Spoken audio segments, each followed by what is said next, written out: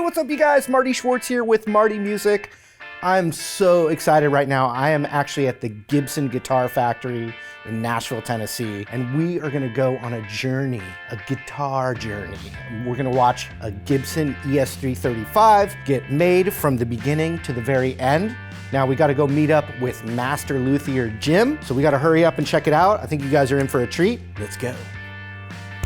I'm hanging out here with Jim DeCola. Marty. Hey, how are you? I'm doing wonderful. I gotta say, this is like, I have to keep pinching myself that this is real. I couldn't even sleep last night. Thank you so much. I'm so excited for this. Ready? All right, let's do it.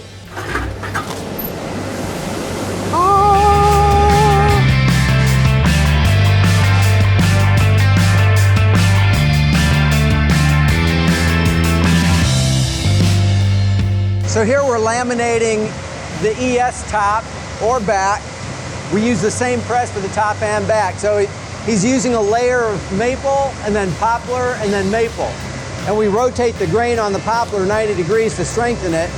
After he applies the glue, he'll put on that top layer of maple and then it will go into the press. And this press, incidentally, came from Kalamazoo. Every ES we've ever made came off of this press. So it uses high pressure and 250 degrees of heat to form that top and back. And it will stay in the press for about 3.5 minutes, and then they'll take it out and then put it on the cooling rack. Oh, awesome. Be careful, this one's hot off the press. Woo! That's a fresh top. Doesn't get any fresher than that. Okay, this is the start. That's the birth of the ES. Can I sniff it? Sure. Oh yeah. So Marty, here's where we're gonna glue the rims together. So it's a similar process where we have the 3-ply maple, poplar, and then maple. And we're gonna put it in the rim press. And again, that's, 200 heat, 250 degrees of heat, and then a couple thousand pounds of pressure. It'll have to stay in the press for about 3.5 minutes. Then we'll pull it out and put it in the cooling rack. Once it cools, then we'll slice it because it's about 14 inches wide, and then we can get many sets of rims out of that one piece. So this is what it will look like when it comes out. So you can see we can get many sets of rims out of this. So we're gonna cut it like that. Yeah. It's amazing how delicate it all starts. It is. So it's a maple center block. And those rims that we saw bent up will now be glued to that center block. He'll apply the glue and then he'll put it in the clamps. And they'll have to dry a minimum of a half an hour clamp time before we can take them out. He's putting some rim blocks in there, but he'll also put the kerfing. The kerfing is this spruce that's sliced so it bends. It's pliable. I actually bent that one too far. So it bends flexible inside, yeah. Yeah. And he'll have to just use the spring clamps by hand, and then he kind of snaps the kerfing down to get it the appropriate size depending on where he's putting it inside. So you can see we have a lot of automation here, but there's also a lot of handwork that has to be done. So the purpose of that is to increase the rim size so you'll have more glue surface on the top and back. Now she's going to glue the top and back to that rim assembly. She's going to apply the glue with the roller, actually just like a paint roller. So she'll apply the glue to the core and then the rim, and then glue that top and back on. Now that form, she's going to clamp shut, and that form will help keep that rim in shape when it gets the pressure gluing the top and back on. So now she puts that core block on top just to kind of shim it up, and that air bladder fills up, and that's the compression that holds it together. So here Gary's going to bind the 335. All right. He's taking that binding, which is ABS plastic, and he dips it into that glue, and that glue melts into that binding.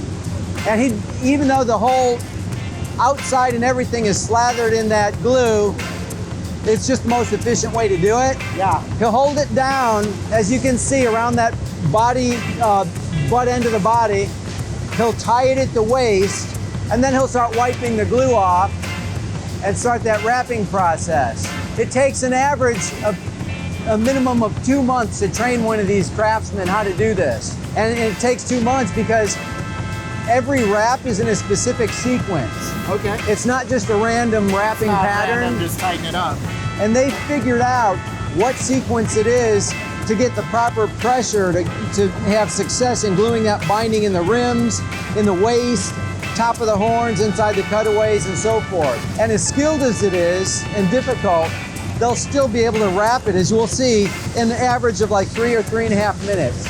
And once he's done, then the guitar will have to stay wrapped up for a minimum of 2 to 3 hours, then they can unwrap it. And in the case of the ES, because it's double bound, then they'll have to repeat that process. Oh, okay.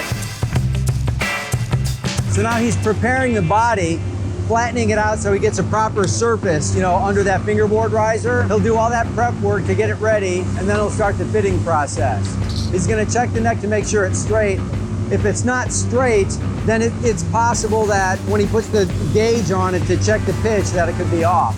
So now you can see the chisel by hand, he's taking it down to get the proper fit. And if you saw, he kind of forced the neck in originally. And if you force it in, you can kind of get it in there. But if you apply glue and then try to do that again, that glue will make that neck swell up. He won't be able to slide it in. Gotcha. So now he has to take the chisel and allow enough clearance. It still has to be tight, but it has to have enough clearance to allow that glue to be applied and accommodate that swelling. He has to make sure there's no gaps around the whole entire surface. Now that's a pitch gauge. That's telling them how far that pitch is off the body, and it has to fall within a certain window, or else you're not going to have enough adjustment on your bridge.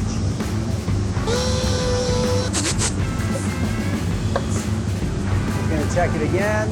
After he applies the glue, he's going to clamp it down, and he'll only use one clamp. If you use more than one, you have a risk of putting a curvature in the fingerboard. Now we're going to go see the spraying. Okay, Marty, you're going to smell the true smell of nitrocellulose lacquer. The smell of victory. Yes. So right now, Karen is applying the color, and applying the color is very, very skilled, because it's not as simple as just spraying the color on the guitar and following the perimeter, which is difficult. You also have to take in consideration the color of the wood. You know, 2 different pieces of flame maple can vary in color very drastically. So you have to understand, you know, to pull back or lean in accordingly to achieve that same color. Once she's done applying the color, then she'll seal it with a clear coat of lacquer, and that will seal that color in, so when it goes through scraping to scrape the binding clean, they won't potentially damage the finish. After that, then it will go on the top coat line and get all the multiple coats of clear lacquer. Now she's giving it that final lacquer coat. And that lacquer coat will also pop the color, so it'll be clear and shiny, so she can see if, you know, she might have to do a touch-up, but primarily it's to protect the color so it doesn't get handling damage when they scrape it. So we saw the guitar being sprayed, right? After that, it will get all the multiple clear top coats. It'll go through quality control, they'll approve it. Then it goes into buffing. In buffing, they'll lightly sand that guitar to remove all the orange peel and then buff it to that high gloss sheen. Yeah. After that, then the guitar comes here into final assembly. In final assembly, it enters on the line here, and that lead man on the line will get a parts kit, and that parts kit has all the controls, knobs, pickups, tuners, all the parts for that guitar, and he'll start that assembly process. So he starts installing the tuners, it'll slide down the line, they'll install the strap pins, the pickups, the control assembly, the knobs, then it gets to the adjuster, and they install the strings, and then start that adjustment process. Once they get that adjustment process done, it goes to the cleaner, and then to the final inspector. And that's the end of the line. Okay, so Kurt is the final inspector. Kurt's gonna inspect the guitar for playability and aesthetics, make sure there's no cosmetic issues, and then features and functions. So he'll check the electronics, he'll check the hardware, make sure all the components are correct for that model, make sure all the electronics function as they're intended to, give that final playability test, and then he'll sign off on the inspection tag and take a photo which he'll print out, and that will accompany the guitar. And that photo is printed out with that digital camera, right? So we print out the photo, he'll sign the serial number, sign off on the tag and date it, and then that photo is synced with that serial number. So once it goes out in the field, you know, it's the birth certificate for the customer. Wow. And also it's a good quality control tool for us, because we could, you know, if a customer has and said, hey, I think you put the wrong switch cap on this guitar, we could look up at the photo and say, oh, sorry, we put the wrong one. We'll send one out to you. Hot off the presses. Here, I think you need to give it that first play. Yeah. What should it's got to be an E chord. Oh yeah.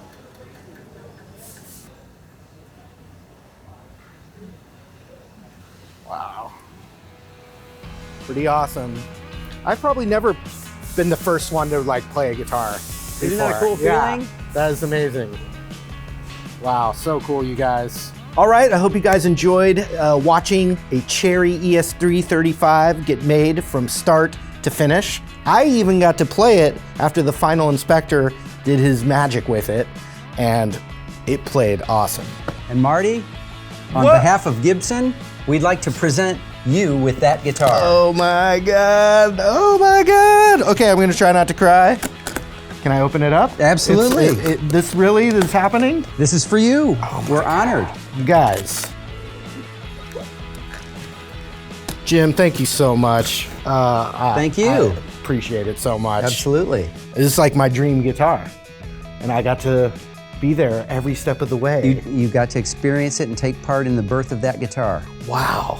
I just never would have imagined this in like ever in my life, this happening. So all I can say is thank you, and thank you to Gibson. We'll have to make another video where we really dive into it, go through all the sounds and just really take it out. But you're gonna be seeing this a lot in the future. Thanks again, man. We're honored. Really appreciate it. I'm honored, thank you. All right, you guys, we'll see you again, this time with a brand new Gibson.